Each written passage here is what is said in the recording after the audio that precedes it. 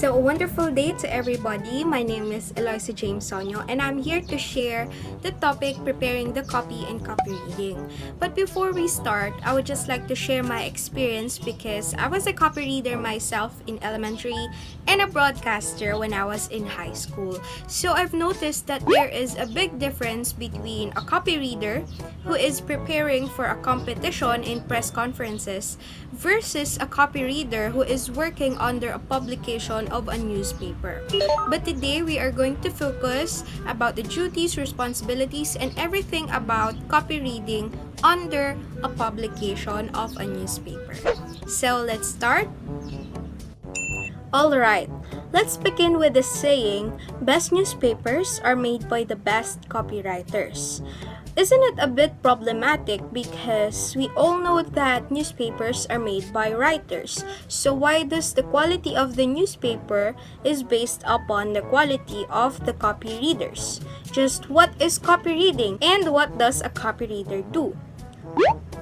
As you can see now, copy reading means the arranging, correcting, and selecting the quality or type of news. It is also called copy editing, and it comes from two words, copy and reading. Meanwhile, copy means a typewritten material sent to the linotypist or computer typesetter to be typeset for a magazine and newspaper. It can be a news story, feature, editorial, or a literary piece. Or it is simply a text written by an author. And the word reading means editing or correcting errors done by the editor or a copy reader. A copy reader is the one who edits. He is simply a newspaper man that occupies a seat on the news desk or nerve center of the staff.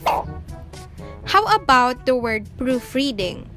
Proofreading is the editing of copy errors, machine errors, or operator error made by the linotypist or computer typesetter. Proofreading uses a different set of symbols that are different from copy reading. To put it side by side, copy reading is a more in-depth process. It can rewrite and revise the story. It is basically proofreading, but with an added expertise in ensuring style consistency appropriate to a publication or organization. However, proofreading mainly reads the copy to check consistency and layout of information. It is assigned in the task of checking reproduction as to what the final documented text will look like and ensures that there are no mistakes.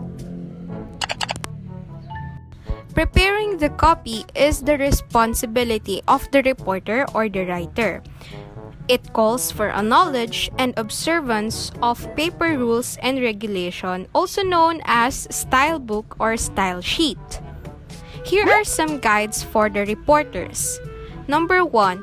Use typewriter or computer. Never submit a copy in longhand or in handwriting. Number 2. Use one side only and use double space. Number 3. Begin story 3-inch from top of the page for the news stories. Number 4. Indent deeply, at least 5 space in the beginning of every paragraph. Number 5. Identify in first page of the story with slug line, which consists of the name of paper, the words identifying the story, the reporter, and the date. And lastly, type more at the bottom of each page, except the last one, which you will use the number 30 or hashtag. Here is an example of the slug line from the Torch publication. Be aware that slug lines varies from publication to publication. So the reporter must follow these style sheets adopted in his paper in all pages to ensure consistency. Let us now know what are the duties of a copy reader. First, they go over the story once to get a general idea of what is it all about. This helps them to formulate the headline. Number 2, they go over the second time to do any or all of the following. First, edits, errors on grammar. This includes the spelling, punctuation, capitalization, the subject-verb agreement, and the tenses of the verb. Number 2, edits, errors on facts. This is mainly for checking the accuracy of the names, the addresses, the titles, the designation, identifications, figures, attributions, and such.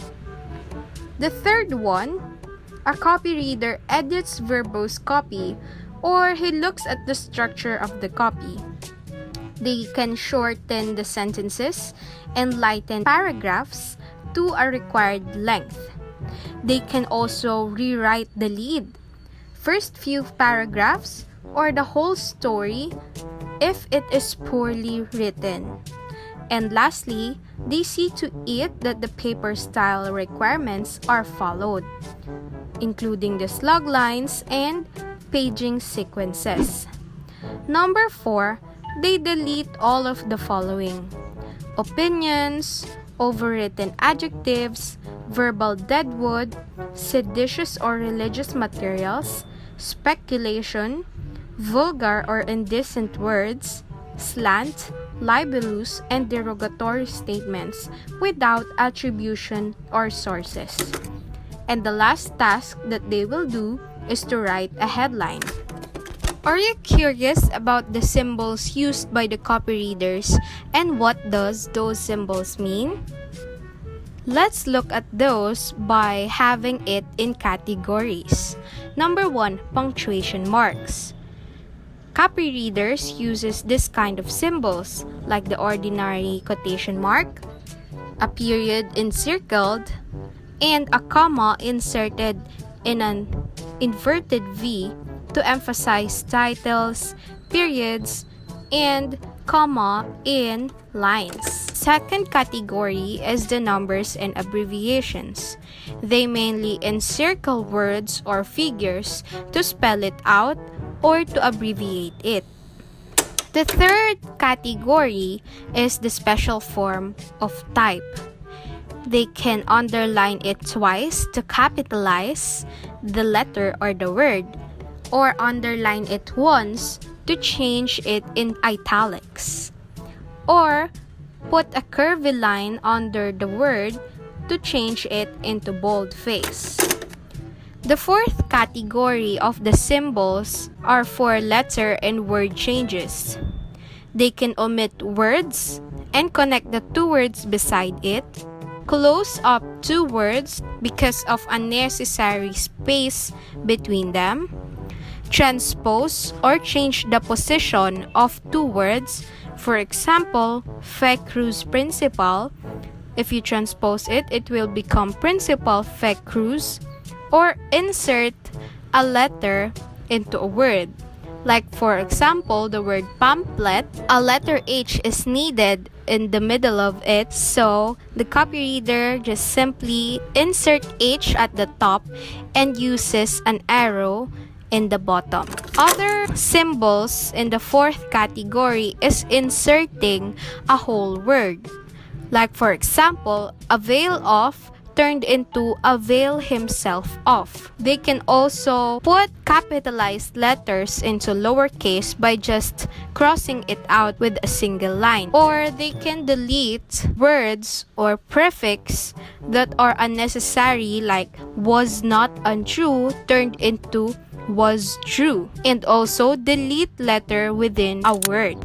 Other corrections in the fourth category include deleting a letter before or after a word, inserting space, or connecting two lines into one paragraph. The last category are the symbols that does not fit into the previous ones. The first in this category is centering a subhead. The second symbol is simply putting a note to indicate that there is no need to put the lines into a new paragraph and just simply connect it to the previous one. The third symbol is writing stet. This means restoration or stay as is and disregard the previous correction. The fourth one is inserting quotation marks. The fifth one is indenting the line for the paragraph. The sixth one is boxing a name to spell as written, because there are some names that seems to be an error or a mistake but is actually right. The seventh one is encircling the word more to emphasize that the story is unfinished. And the last symbol for this category is encircling 30 or hashtag to emphasize that the story is finished. While I was preparing, I actually found myself looking up the reason why use 30 to end an article. And among many explanations and theories, I found this one really funny, but at the same time have a deeper meaning. One of the explanations says that it is actually an allusion to the Bible in the verse John 19:30. That says, when he had received the drink, Jesus said, "It is finished." With that, he bowed his head and gave up his spirit. So that was just a little trivia for everybody. Moving on, I have here some pointers ranging from numbers to grammar that will actually put sense into the symbols that I had presented earlier. Let's start with the numbers. The numbers 1 to 9 should be written in words, while numbers 10 and above should be written in figures. But of course, as to any rules, there are always exceptions, like dates and addresses should be always in figures. Proper nouns may be written in both figures and words. The beginning of a sentence should always be in words, regardless if it is a number from 1 to 9.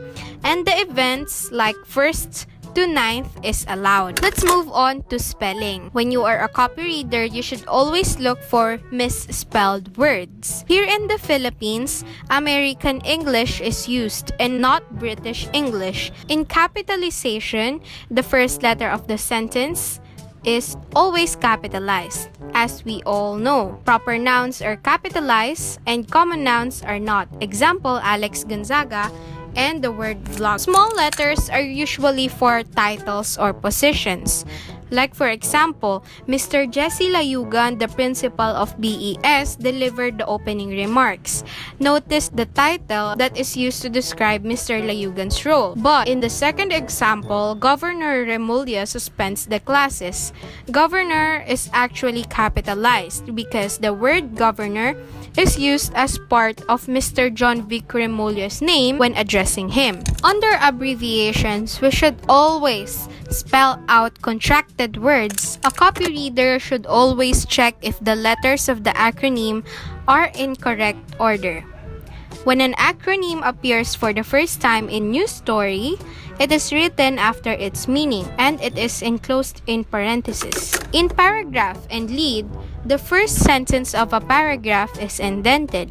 In news stories, the rule is one paragraph, one sentence only. In lead, there should be no names of unknown persons, and a copyreader should always check for buried leads. Within grammar, a copyreader should always check for errors in tenses of verb, SVA, pronoun antecedent agreement or the agreement in gender and number, and the articles such as a, an, and the. Here are some further instructions to copyreaders. The first one is to use soft black pencil. It is necessary to use a pencil so that the corrections can be erased. The second one is to write corrections, changes, subheads, and headlines so that they can be read quickly and correct. So, it is important to write legibly. The third one is to ring and circle slug line, more 30, and all other instructions to printer or the printer's direction and specification. The fourth one is to erase pencil marks to cancel them, then cross them out. It is important to leave a clean copy so that it may not lead into confusion. The fifth one is if many changes are made, it is better to retype, then go again to check for errors. And lastly, is to turn out eligible copy always. Make it as neat as possible. And with that, I will leave you with the saying, When the copy leaves your hand, that means it is final form, because dirty copy equals lazy copy reader. Here are my references for this report. Thank you so much everyone for listening, and may the Lord bless you and keep you. Goodbye!